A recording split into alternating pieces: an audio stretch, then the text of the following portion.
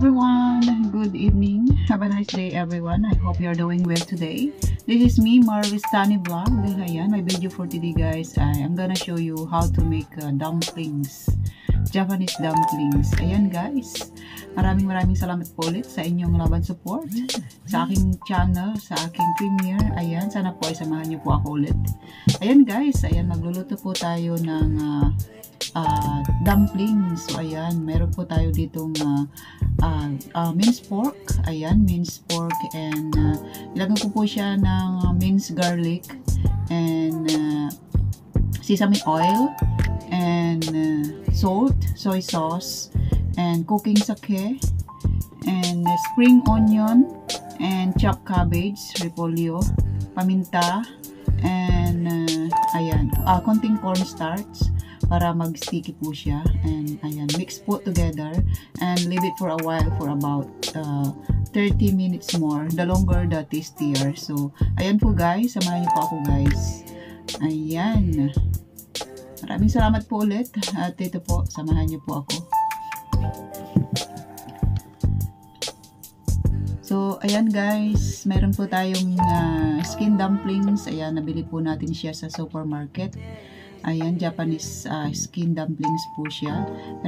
Meron din po ditong Chinese, pero sa grocery store ay Japanese dumplings, skin dumplings lang po.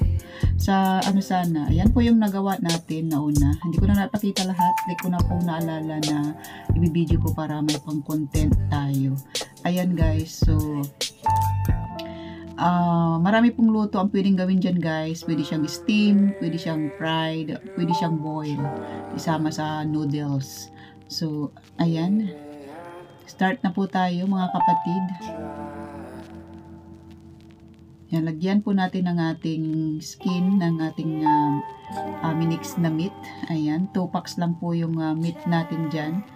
And ayan, depende po sa inyo kung ano ang lasa nyo. Ayan, pero ang pinaka the best dyan ay ang mga seasoning na ilalagay. So, ayan, dahil Japanese style po to, ay mayroon siyang sesame oil and sake, Japanese cooking sake or any cooking wine. Kung nasaan po kayo, pwede po yan. Chinese wine, mayroon po yan sa Robinson sa Pilipinas. And sake, mayroon din po yan din sa Pilipinas, sa Robinson. Dahil na-try ko po nga tumingin doon, mayroon po mga Japanese na seasoning. May isang corner doon na mga Japanese na Japanese ingredients. Ayan. So ayan guys.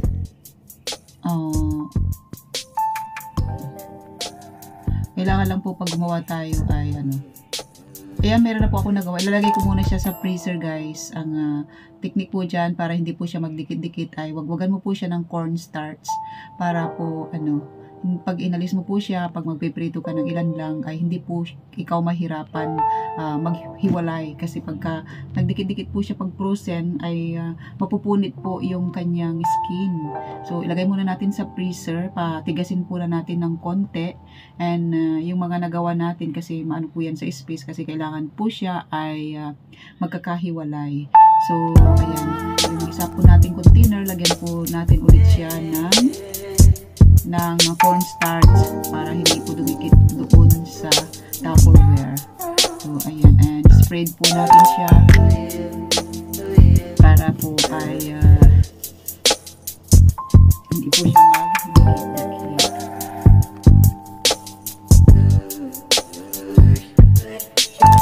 Siyempre ayan, start na po tayo guys.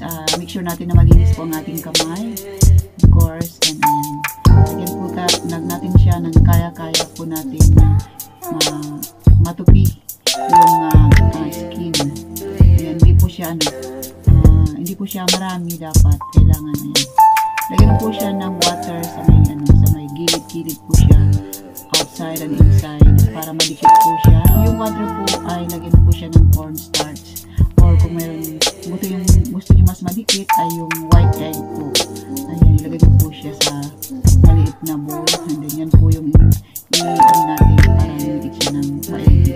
Ayan, sa akin ay tubig lang yan and cornstarch. Ayan, para mag-form siya at dumikit. Ayan po yung finished product. Ayan, kung nasa screen gagawin po ay fry po yan. Para crunchy yung kanyang bottom. Ayan, yung sa kabilang side, sa right side po ay sa may ng kawali. Ay siya, crunchy pag kinagat. And juicy inside.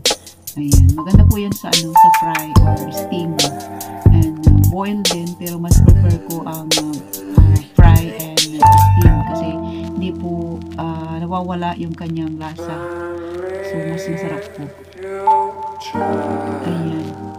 Yan, gawa-gawa lang po tayo. Importante po sa paggawa po nito ay samahan mo po ng pagmamahal. Ayan. Sa lahat po ng ating niluluto, sa ating mga anak, sa ating mga boss, sa ating mga kaibigan, ayan, lahat ay sasarap po yan. Kahit simpleng ingredients lang po may kasamang pagmamahal, ayan, ay masarap po yan. And, ayan, ang aking alaga na binata guys ay simula bata, ayan, parati ang kanilang request sa akin.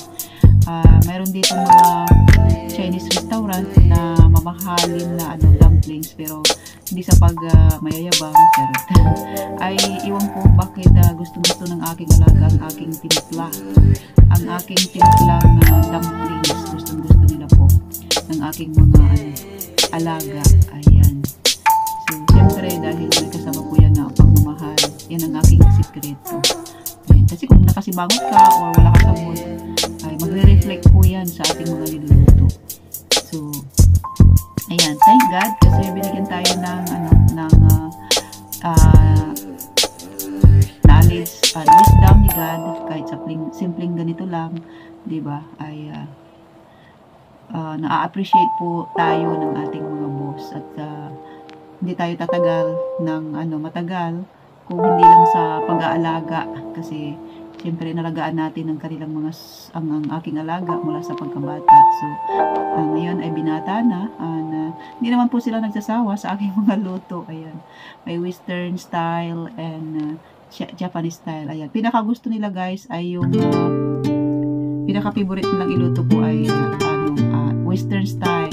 Yung mga pasta, yung mga baked potato, mashed potato, mac and cheese, yan, mga western. Madali lang po siya compare sa Chinese kasi sa Chinese style ay marami siyang mga marami kang mga ingredients and marami kang putahe. Ayun, ang Japanese style din po ay simple lang din. Mahilig sila sa sa mga sashimi and sa mga curry, ganyan. And ayun, simple lang. 2 dishes ay sapat na. Pag sa Chinese food kasi, pag pure na Chinese po ang yung mga boss ay nasa 4 pinakamababang dish nila per meal ay mga 4 or 3 dish. Ayan. So, meron kang steamed fish, meron kang main dish, meron kang side dish, meron kang green veggies, meron kang long soup or soup. Ayan, so, ayan, mga 5, ganyan, diba? So, ayan, di po tayo masyadong stress sa pagluluto kasi simple-simple lang po sila. Ang kinaka-stress lang po natin ngayon ay dahil wala nang aking alaga, wala na aking hatid sundo sa mga tutorial, ay ang aking aso. Pero okay lang yun kasi nalilibang naman ako at the same time ay nababanat ang ating mga katawan sa pag-exercise. So ayan, simpleng tip lang po sa mga sa mga balak mag-abroad or nasa abroad ay lang, mahalin po natin ang ating work.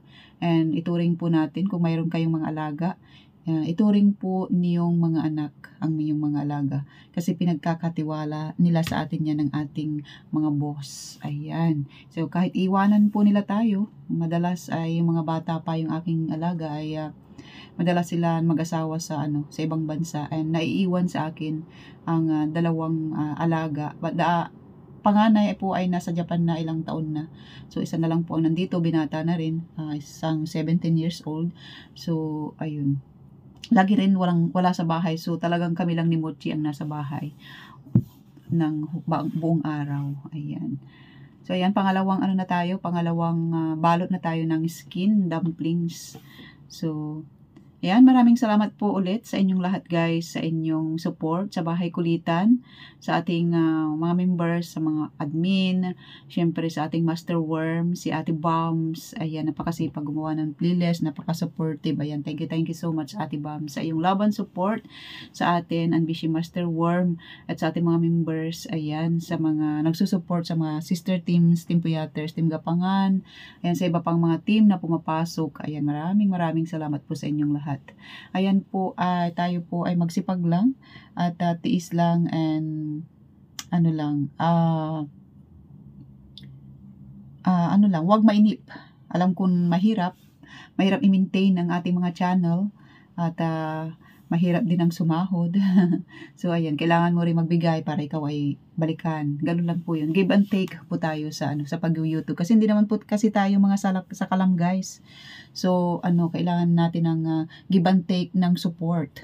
Ayan. So sa mga busy, minsan syempre kailangan mo ring magpakita minsan para ikaw ay balikan din ng support, ganyan. Kailangan mo ring sabihin mo mag-BG ka, or itambay mo yung isang phone mo. Ayan, honesty is the best policy din po, kaya pag sinabi mong nagtambay ka, make sure na nagtambay ka talaga. So, ako po ay iniiwan ko lang talaga yung aking phone dyan sa mga naka-live, sa mga Premier Marathon, kasi tayo po ay nasa abroad and hindi po natin hawak ang ating oras. So, nandyan po lagi ang aking phone na nakasupport ever since. So, ayan, maraming salamat po sa inyong lahat guys. Sana po ay hindi po kayo mula magsawa sa ating Premier Marathon at support each other. Ayan. God bless everyone. This is me, Maristani Vlog, signing off. God bless and God is great. Thank you. Bye-bye.